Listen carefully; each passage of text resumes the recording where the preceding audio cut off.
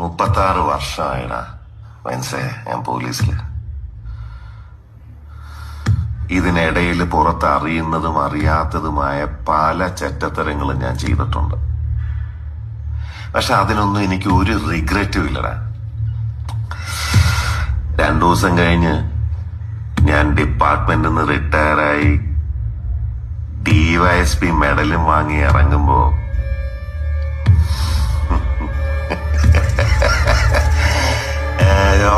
പഴയ George sir തന്നെയാണ്.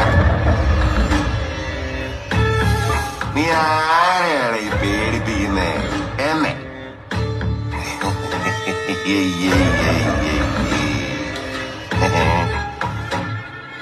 നിന്നെ കാണാൻ ജോർജ് സാർ ഇവിടെ വന്നിട്ടുണ്ടേ.